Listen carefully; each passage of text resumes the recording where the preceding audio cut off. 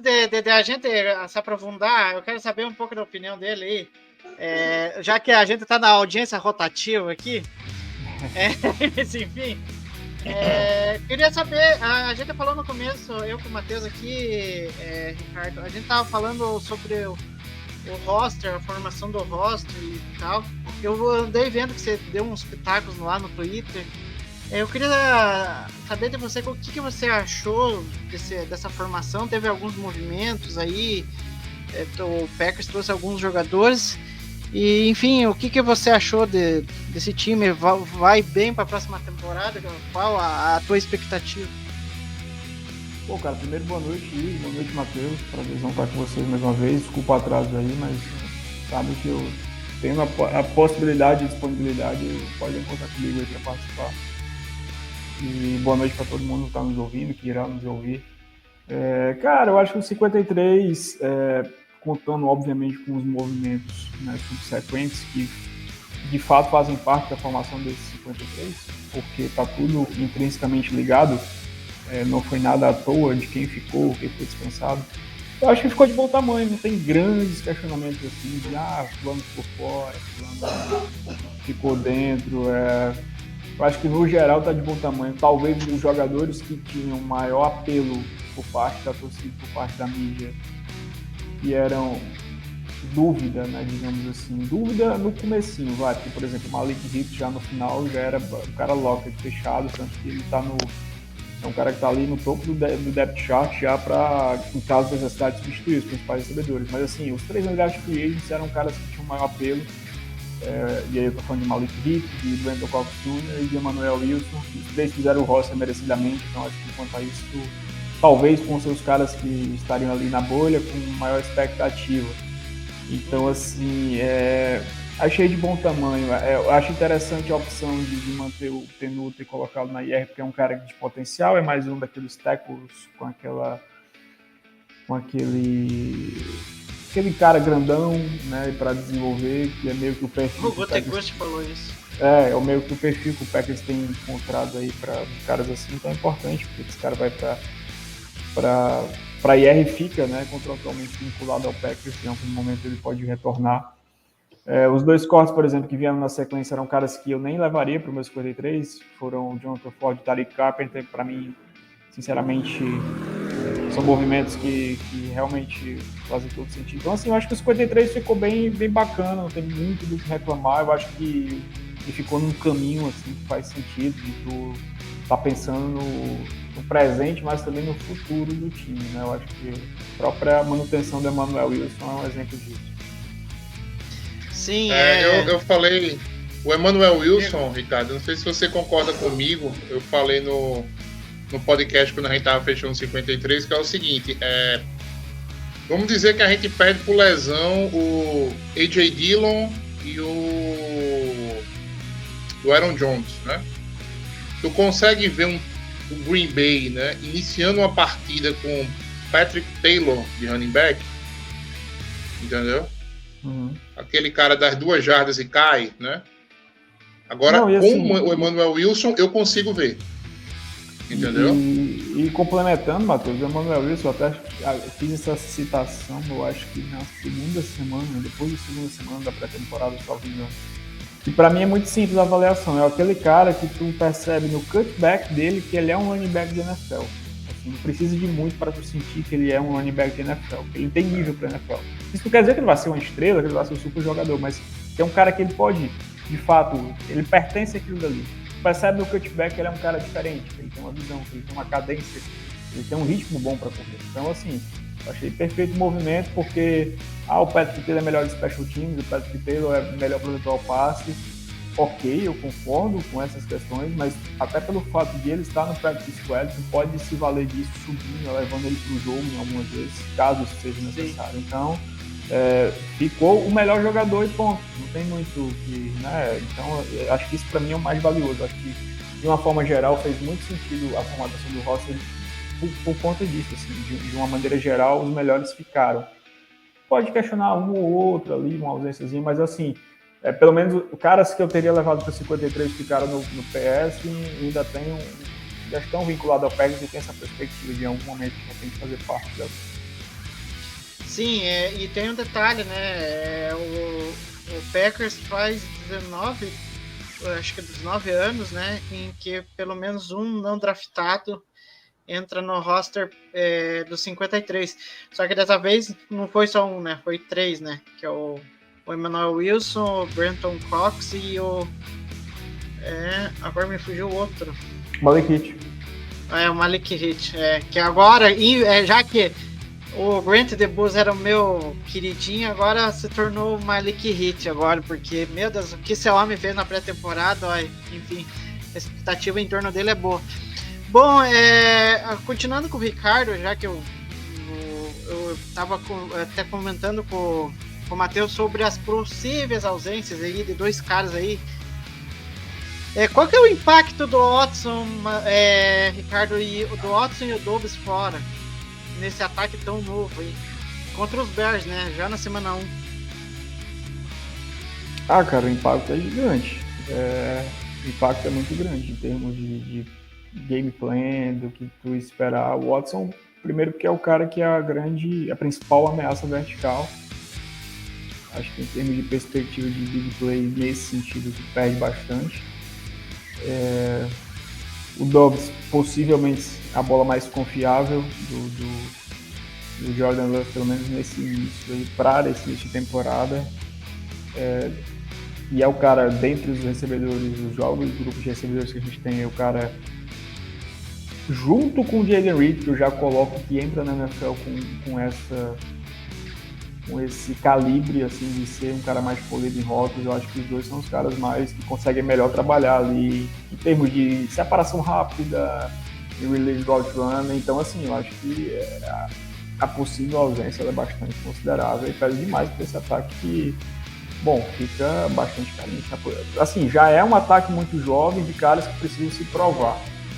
E com a ausência desses dois, a possível ausência realmente é um fator muito complicador. Em algum momento. Pode falar. Em algum momento dessa temporada, eu adoraria ver o Jayden Reed fora do slot, jogando como wideout, né? Como um X, entendeu? Recebedor X. Eu acho que ele. Eu adoraria ver ele nessa situação, porque eu acho que ele tem potencial para ser esse cara. Em Michigan State ele foi alinhado várias vezes, assim. Então, é uma possibilidade. Eu acho que ele pode ser esse cara. Ele não é simplesmente um slot, né? Isso, em algum momento eu queria ver ele assim. Isso eu acho que eu imagino que irá acontecer, Matheus, porque isso foi até uma discussão que eu tive, discussão no bom sentido, tá, gente? Que eu lembro no Twitter que eu acho que eu vi alguém postando que, meio que traçando uma comparação do Jayden Reed com o Amari Rodgers, eu disse, não, pera lá, gente, são dois... Nossa, não tem nada a ver, nada. São dois mundos completamente diferentes, as características são diferentes, assim, o Jayden Reed, ele não é um only slot, ele pode fazer slot, mas assim, ele teve ao longo da carreira em Michigan State, ele, como o Igor falou, foi alinhado por todo o campo, e a maior parte do trabalho dele vinha realmente como wideout. Eu acho que ele, até pensando na NFL, o papel dele, por exemplo, de Z receiver, para mim seria o flanker, né? O Z ou flanker, para mim seria, eu acho que é algo natural ao longo do tempo. É meio que tem aquela questão da hierarquia, de tu ter lá, já tem os dois caras de segunda mistos, que eles estão mais, e são dois caras com essa característica também, de jogar mais por fora, e aí tu encaixa o Reed no slot que ele pode, ele faz isso bem, vai fazer, não tenho dúvida disso, e ao longo do tempo ele jogar realmente esse papel. De repente, né, com a necessidade que pode surgir aí, isso pode acontecer antes até do que a gente imagina, mas eu vejo sim, acontecendo disso. Bom, Se você ainda vai participar da sua ligazinha de fantasy, pode pegar uma Amari Cooper, viu? Pode pegar uma Amari Cooper esse ano, que com o Deshaun Watson, se o Deshaun Watson voltar jogando metade do que ele jogava, vai ter muito bombom para ele lá no fim do campo. A questão do wide receivers aí, a gente até arredondou. Agora a questão que fica, até coloquei na pauta aqui, para vocês essa formação da linha ofensiva com o Zecton, deixa eu lembrar da cabeça agora, John Runyan, Josh Myers e Elton Jenkins e Bakhtiari. Ressaltando que o Bakhtiari não treinou hoje. Aí eu queria saber de vocês, essa formação provavelmente é ideal. Mas e a questão do Bakhtiari? Mas assim, Igor, o Bakhtiari ele não treinou por repouso de veterano. Eu acho que ele não é problema para semana 1, não, tá? Uhum. O Bakhtiari, eles vão. Isso aí eu acho que vai ser uma constante mesmo ao longo do ano de ter essa dosagem mesmo, né? Do que ele vai ter de treinamentos, assim. Eu acho que o principal ele tá pronto pro jogo. Assim, a gente viu ele, o final da temporada passada foi positivo nesse aspecto, né? Que ele realmente conseguiu jogar bem. Mas, assim, a gente ainda precisa ver ele na temporada toda. A gente espera que isso aconteça, porque o offensive tackle é uma posição, o left tackle primeiro, a importância dispensa que a gente está falando. Singular, e o Bakhtiari é um cara que ainda pode performar em altíssimo nível, e a posição é uma posição que dá para tu jogar até uma idade mais elevada, se tu conseguir realmente manter assim, um padrão físico pelo menos regular. Então, assim, se o Bakhtiari conseguir segurar fisicamente isso, ele é o titular. E aí eu acho ok a formação inicial da OL ser essa, por mais que existam os questionamentos com o Josh Myers, e eu sou um cara também que bato muito nisso. Ok, ele começar assim, o que não pode é ser fechado nisso, e assim, pelo que a gente viu ao longo da Preseason, do training camp, dá para perceber, sentir que essa paciência ela vai ser menor, ela tá se acabando com o Josh Myers, que várias vezes o Tom foi testado ali, o fato do próprio Rashid Walker ter ido muito bem. O John Rooney do center. John Rooney, e o próprio Rashid Walker ter ido bem como tackle, eu acho que isso é um ponto que pode fazer muita diferença lá na frente pode ser o quê? Semana 3, 4, enfim, não sabemos. Para eles ficarem confortáveis em de repente mover o Zecton para center, caso seja necessário, caso mais siga nessa toada de regularidade, siga sendo um problema. Então, não vejo problema da formação inicial da OL ser essa, mas com essa visão de que pode mudar. Eu estou falando disso desde o ano passado, né? Para mim, o Green Bay tinha o Green Bay terminou o ano passado com 2 buracos, um na posição de right tackle, um na posição de center, né? E o Zecton é um só para cobrir esse buraco. Né? Cobriram na posição de right tackle, parece que está dando certo.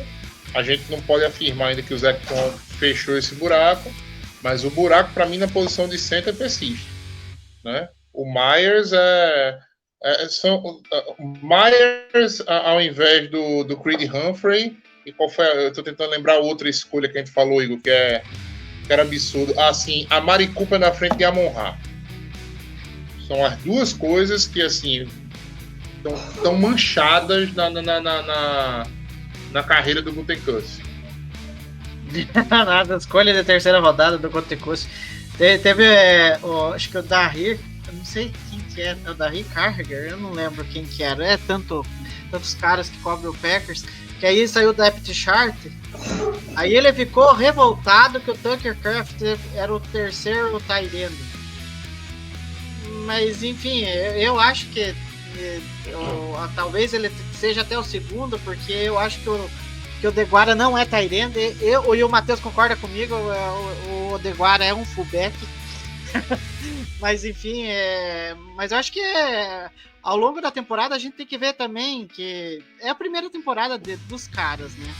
Então, é um ataque muito novo. Então, a gente não sabe o potencial que eles vão mostrar. E isso passa muito, acho que até o Matheus falou, passa muito pelas mãos do LaFleur, conseguir colocar os conceitos dele, né?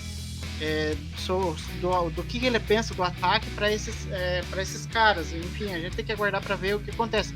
E o desafio tá aí, já na primeira semana contra o Bears, né? A gente tem que ver o que vai acontecer.